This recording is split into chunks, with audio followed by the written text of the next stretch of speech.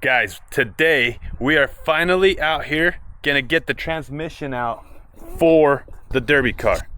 This used to be an RV looking like that. Ripped all the guts out of it. Everything's sitting over there. Now we just got to pull the tranny, and she's going in a derby car, baby. Something about performance, so should be a good one. Hopefully it doesn't take too long to pull out, because it looks like it might rain here in central Utah. And look at this, pretty cool. That right there that you can see in the distance, that's Robbie Layton's racetrack. So all those are the Crown Vics that they used at Robbie's race. But today, let's hurry and pull this transmission out and put it in that derby car. We'll hopefully have all that in this video. But you've watched my videos. I never end up doing everything I say I'm gonna do because it ends up taking way long and makes a huge video. So let's start pulling some bolts. And here we got our workbench. Super cheap workbench. This is probably cheaper than a tool cart from Snap-on. We're just gonna use this tailgate. If you don't have one of these wrench kits, badass, you should get one. Also, the cool thing about these old RVs is that, you know, most of your sockets are all gonna be metric. I mean, they're all gonna be standard, not metric. So let's start pulling bolts. Start with the drive line.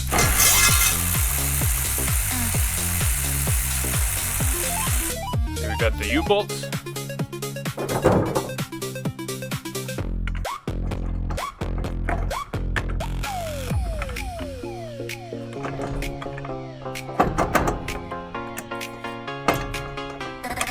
So next we're going to use a 9/16 and pull all the bell housing bolts.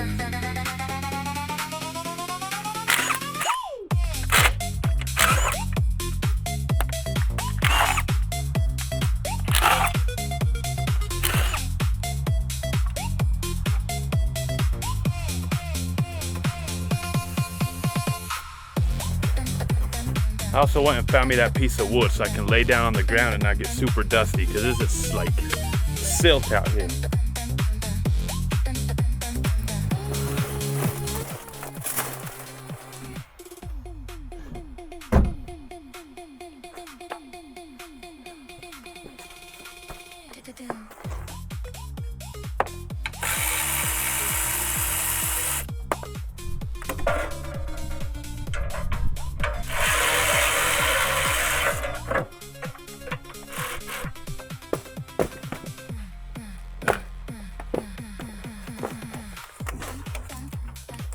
All right, all that was done in real time.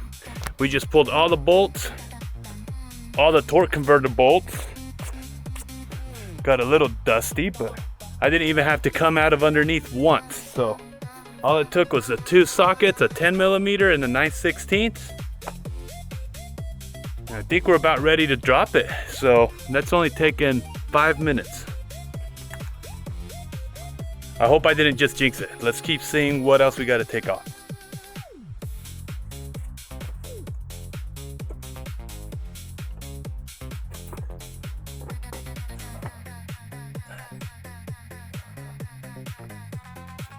We're actually going to keep these bolts for the torque converter.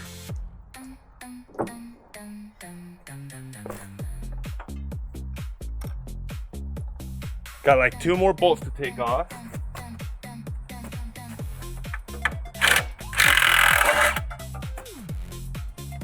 One bolt.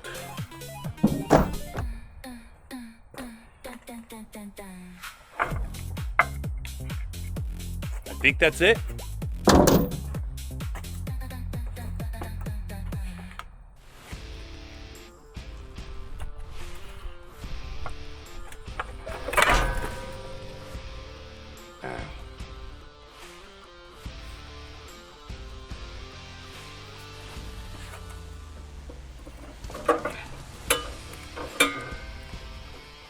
Oh, rookie mistake. I missed the ATF line, so let me cut those.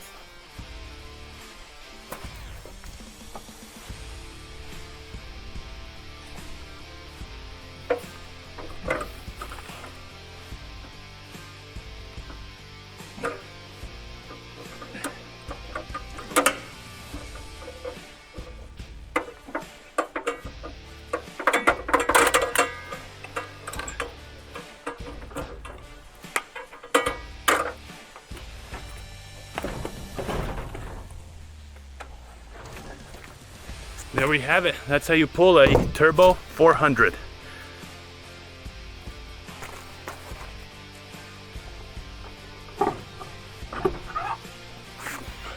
Pull that out to make it a little lighter.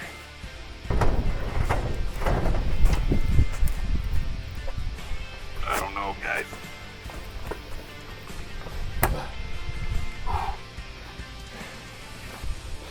They're a little heavier than I remember.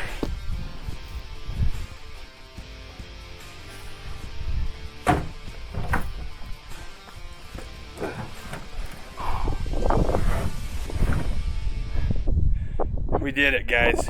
That's it. Hopefully here in a little bit we'll be dropping this into the car. We got to go through it real quick, make sure it looks good, but you guys will get to see that here in a second.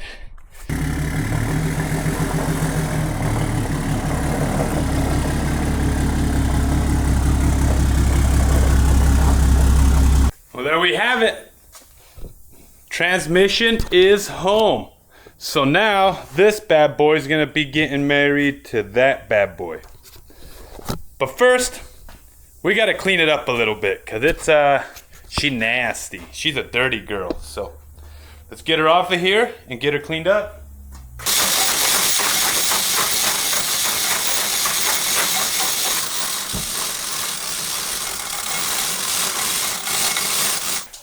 Too lazy to pick it up this time. It was too heavy to load up by myself.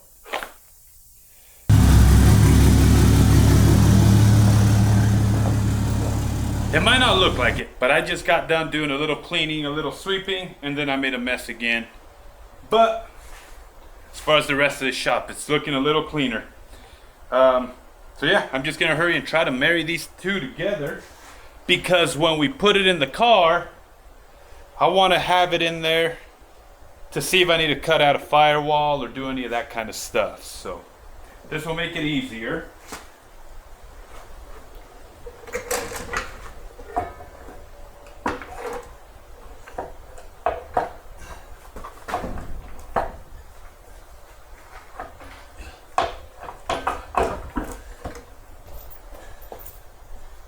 Bolted right up, that's good.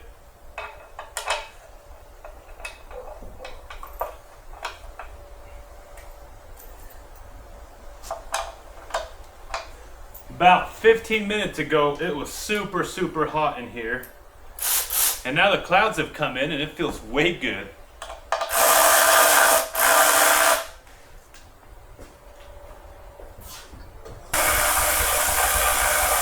That one doesn't want to go. That's not good. Oh, duh. There's no threads on the motor side. Just a dud.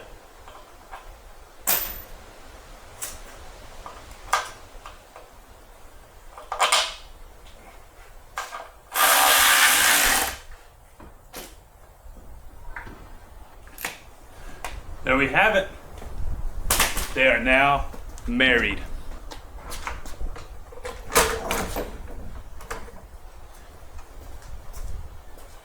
That's weird that this side has threads on it, the driver's side,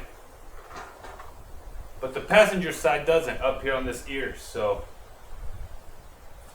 Like I told you guys at the beginning on episode 1, I want to take this to a couple burnout competitions or even a car show or two before the Smash and Dash. So hopefully we get to show you guys that.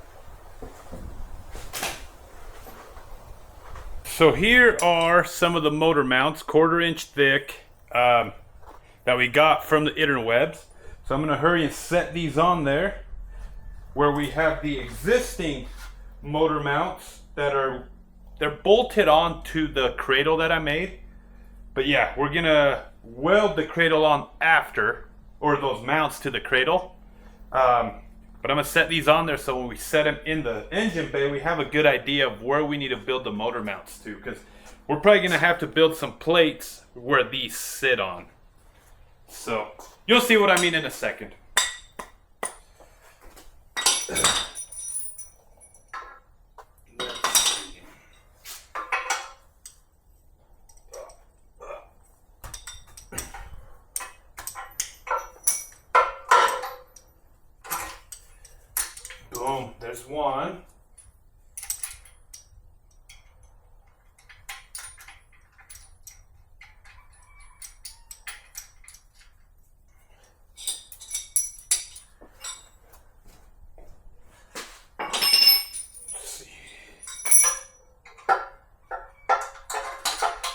Boom, that one slid right in. So these motor mounts that I bought, they were not the best quality,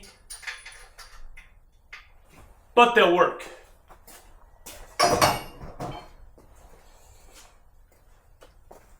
So now you can see how we're gonna set that up. So this might get tricky being a one-man show, but we'll see what we can do. Better move you out of the way so I don't take you out.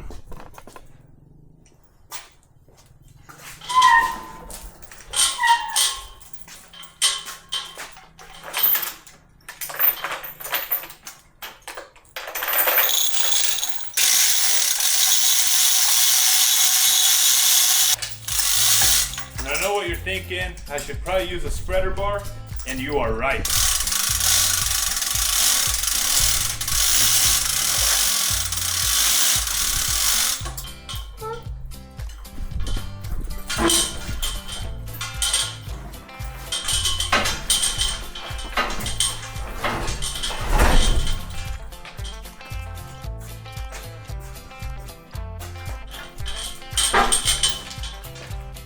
Okay, let's get you out of the sun now so we don't overheat.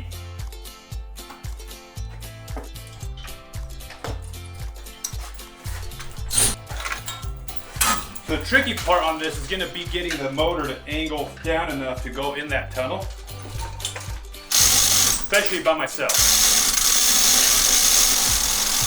Alright, we're about maxed out there. That's not good. We need at least another foot, which might be what we have.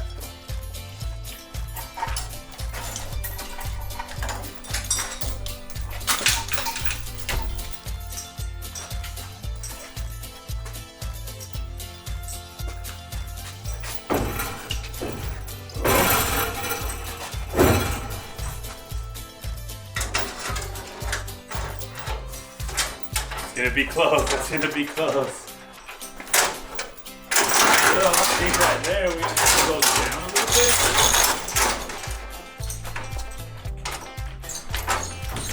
Nope, back up.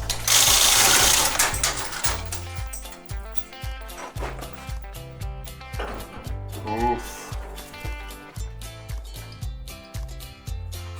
Down right there.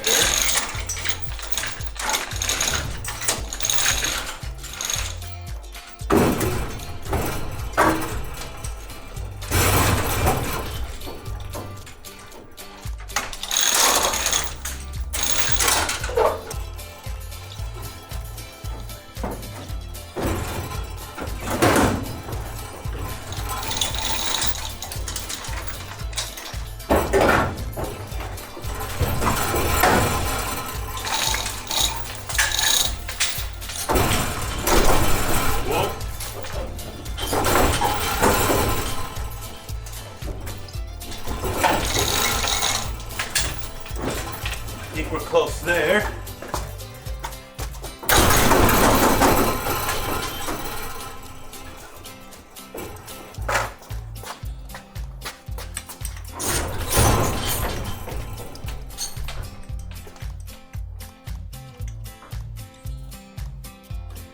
Now we'll go down.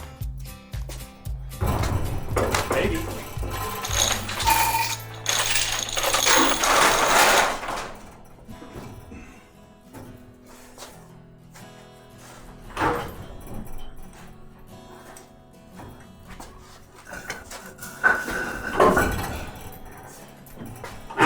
Still going good. Just taking it slow.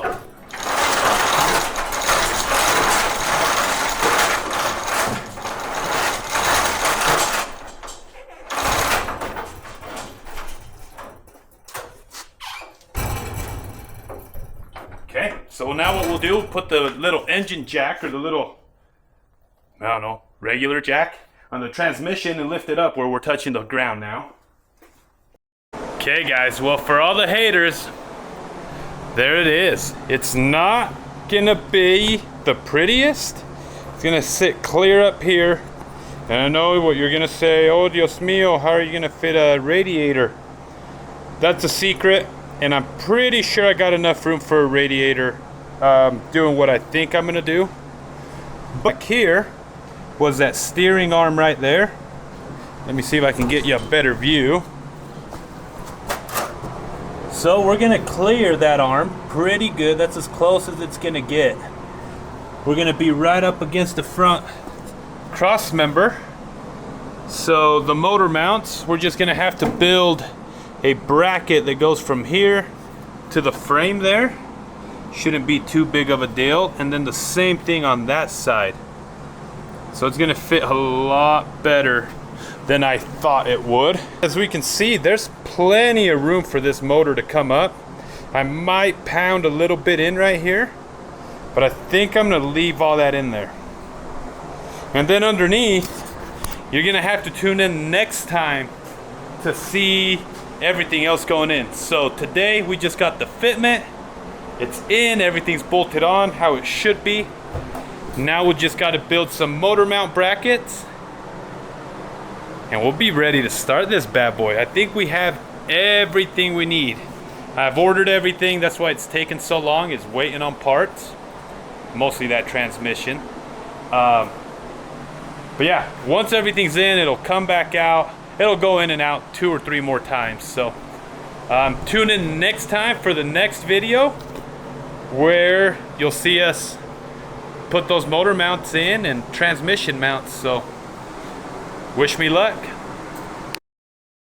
But once again, guys, if you don't follow Malfunction Junction, go give him a follow. Check out his website. He's selling LS and transmission builds, drive lines, your whole setup for derby cars. Also, if you're in Utah, anywhere in central Utah mostly, and you're looking for roll cage metal or any kind of metal, Barber Metals and Spanish Fork will hook you up. Anything you're looking for, round tubing, square tubing, rectangular, Barber Metals.